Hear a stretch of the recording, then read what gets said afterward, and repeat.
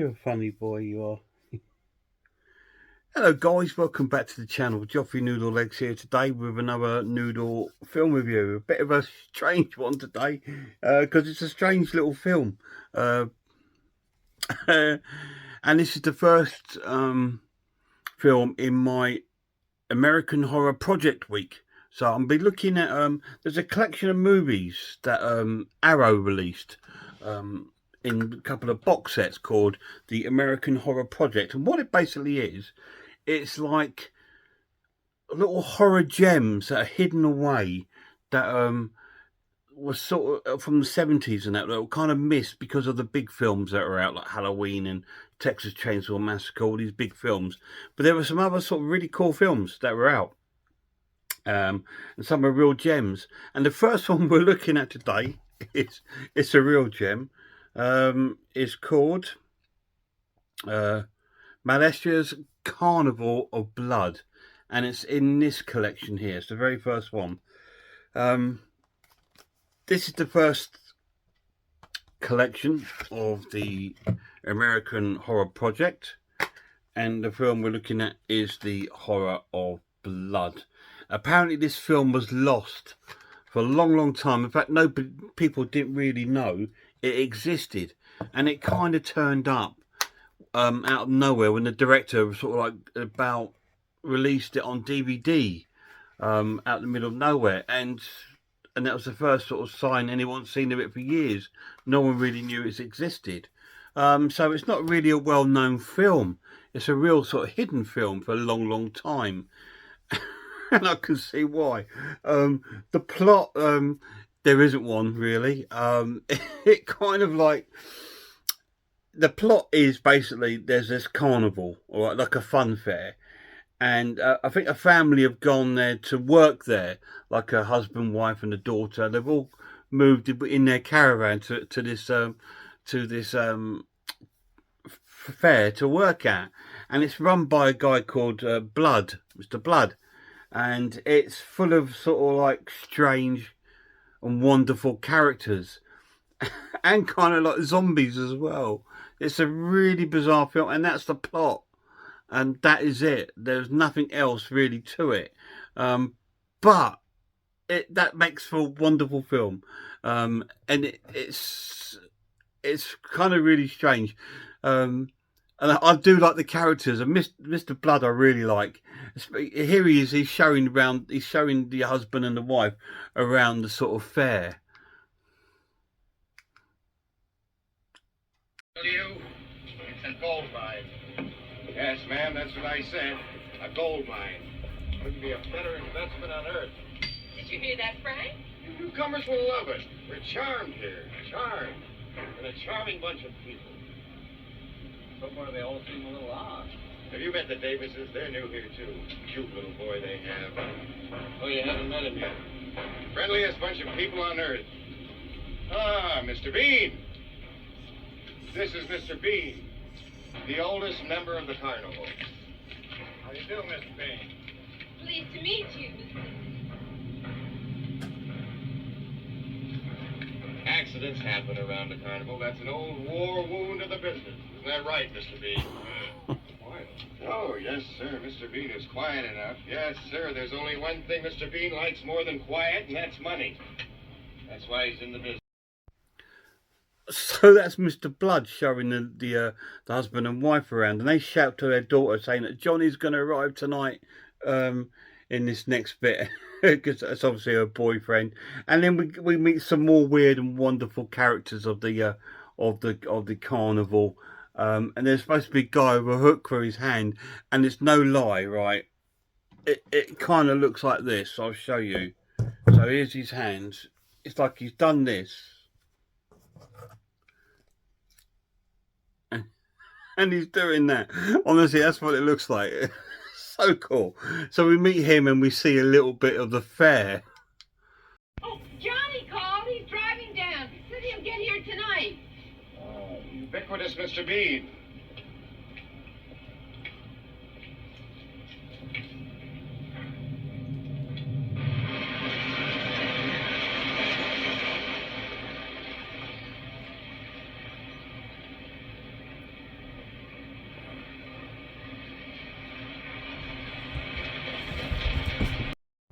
We then get to meet the daughter of the family, looking very 1960s. I believe this was out in about 1970, maybe 1971 or 72. It's very early 70s, as you can see.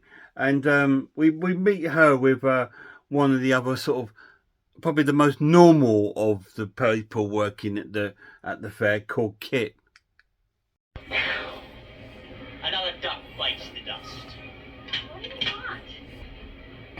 What everybody wants. Money. Affection. But what I want is different from what I got. Totally dead. A total wreck. But I think I finally got it in working shape. You want to come over and try it out? You work for Mr. Blood. My name is Kit. I run the Tunnel of Love. I flunked out of school and, providing I work like hell, Mr. Blood has given me the dubious distinction of running that questionable wreck they call the Tunnel of Love. And as they're chatting, they sort of get approached by this spoilt young girl with her mum and dad. Again, such a strange looking family. These are what ones work there. These ones visiting there, and they look strange. And she's sort of like pestering family because she really wants one of the cuddly toys from the sort of shooting gun gallery. No, Toby. Hi, you must be Vina. I'm Adele Davis. We met your parents earlier. I want that snake! I see you've met Toby. It's a trial having an intelligent child. No, I want that dead chick! Quiet. I suppose Toby could have a few shots. I have to go to the dungeon, Mrs. Davis. I want a chicken! Toby, stop it!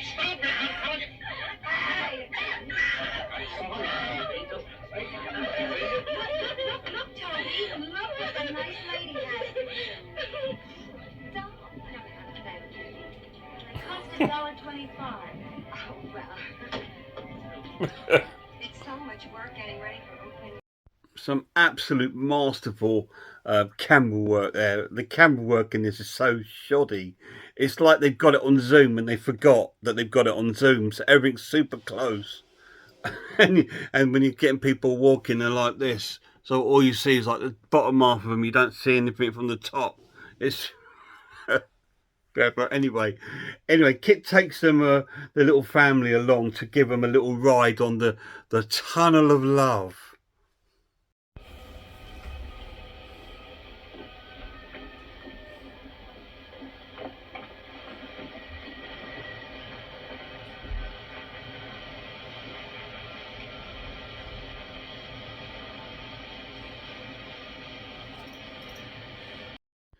And that's quite funny as well. I thought I stopped the clip just in front of the funny bit, which is a bit silly. They all three of them get on this little water boat. That the mother sits down and the daughter sits down, and then the dad sits down and the boat sort of tilts like that. So he has to get off and go in the boat behind because it's too heavy, because they were nearly falling in the water. It's so funny. Anyway, they go on the Tunnel of Love ride, and he sets them off and he waits for them to finish, and then the boats come out the other end empty.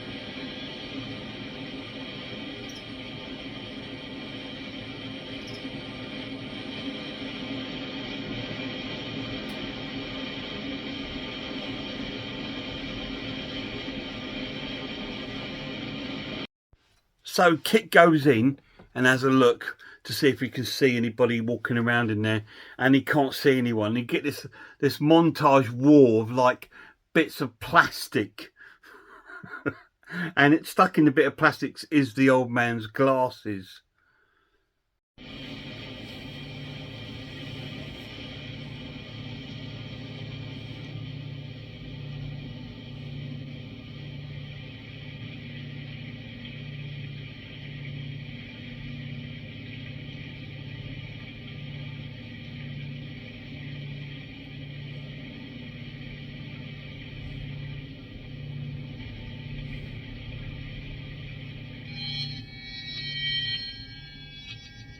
Uh-oh.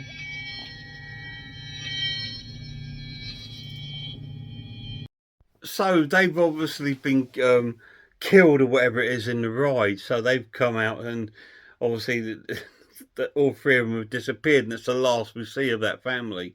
We then cut to the caravan of the family that are there, and Mr. Blood's in there talking to them about working there and stuff like that. And we're treated to some more amazing camera work. Oh, I don't believe it. You look pretty healthy to me, Mr. Blood. Discipline, Mrs. Norris. My metabolism is most unusual. 5 years ago, the doctor gave me 6 months. Strict regimen. I feel every moment as a triumph over death. Who's in there? My parents. Shh. I can't talk now. Can I meet you later? Okay, the ghoul's eye. Listen, something bad's happened. Something to the Davises. Look here, what did I tell you? Carnival's a great place for young people. Your daughter's made friends already. Hello, kid. Through for the day? And when Mr. Blood leaves the caravan, they start talking about they don't like it. The woman wants to leave, she's had enough. And then we get treated to a class bit of acting from the film's very own Charles Bronson. Hey, awful's happened to him. If he's here, we'll find him. I don't like that, Mr. Blood. We should leave, Frank. We should get out of here tonight. This place is evil. I can feel it. And if something's happened to him, then I'll have my revenge. Stick together. We can't be separated. That's what they want.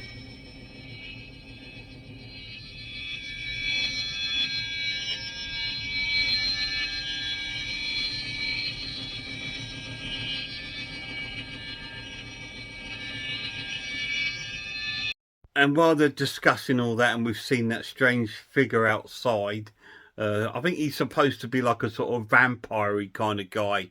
You meet him a little bit later in the film, maybe not in this review, but you do meet him in the film. And then we cut to the fairground itself, where the sort of people working and cleaning up, and we meet our amazing-looking staff. It look like a bunch of zombies.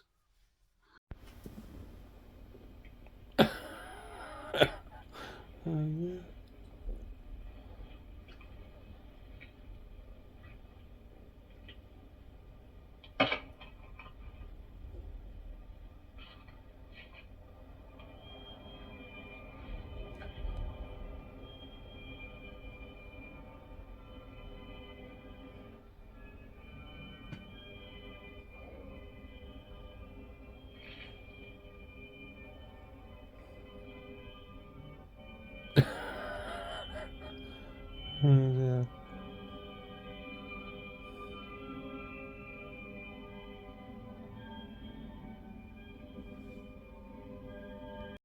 And whilst our zombie with the wobbly eye is doing his work, picking up the litter, we see up above, looking down, is our sort of Freddie Mercury-like vampire.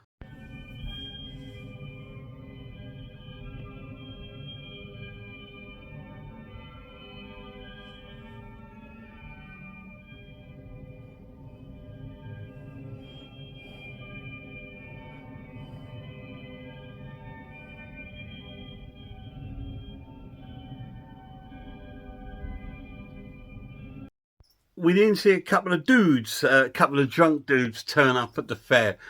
I don't know. I don't even know if the fair's open, because to me it looks like it's all closed. But I think it's supposed to be open because there's no one there. There's no one working there. There's no one there. None of the rides are going or anything.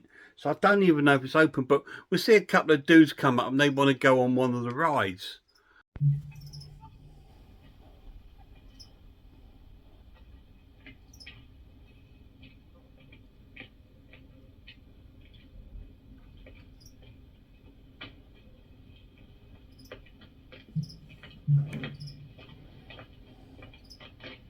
Shit, man, this place is dead.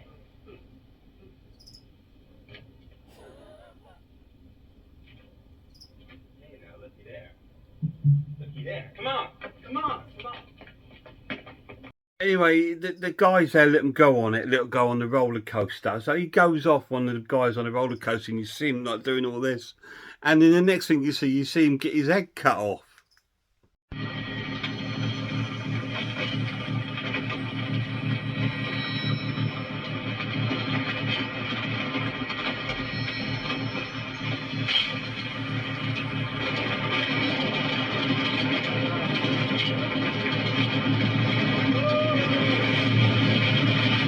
So the other dude goes up and finds Mr. Blood and tells him that his friend's just been killed on the roller coaster.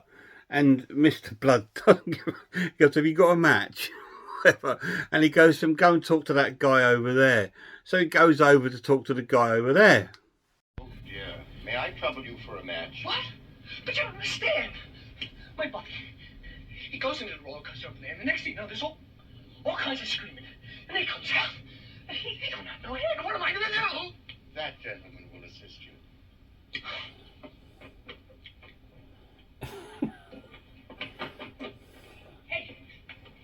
Hey, you gotta help me.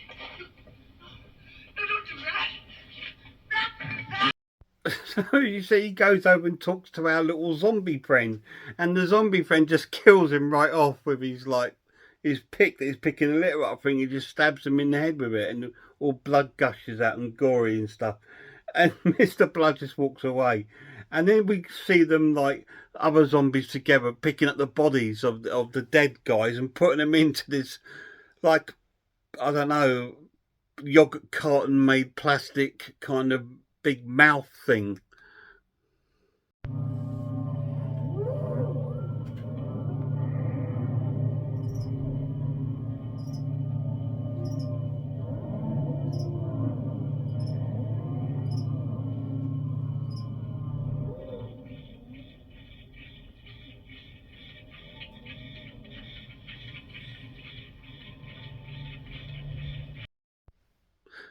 So this big thing seems to be like, I'm supposed to be some sort of creature or whatever, but anyway, it's taking the blood out of these people.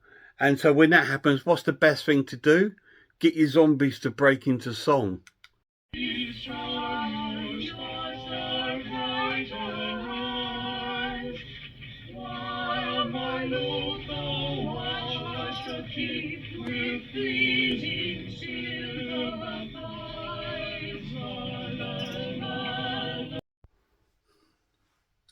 And the film just goes on like that, with full of nonsense and stuff.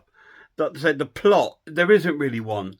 You know, that the plot is it's a carnival full of like mixed up sort of people working there, like a vampire, a deranged owner, Mr. Blood, and zombies, and that's it. That's your plot. And there's a woman there and two guys, and the woman's boyfriend Johnny turns up. What happens? Watch it and find out if you can. It is a required taste film. So what did I think of Carnival Blood? I loved it. It was so bad that it was great.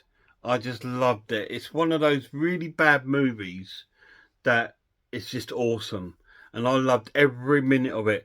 The camera work is awful.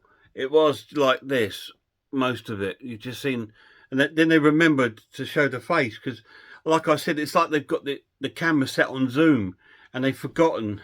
They filmed everything on zoom, so it's kind of like that. But they're probably like, oh, I can't go back and do that now. The director, apparently this is the only film he's ever made, and I can probably see why.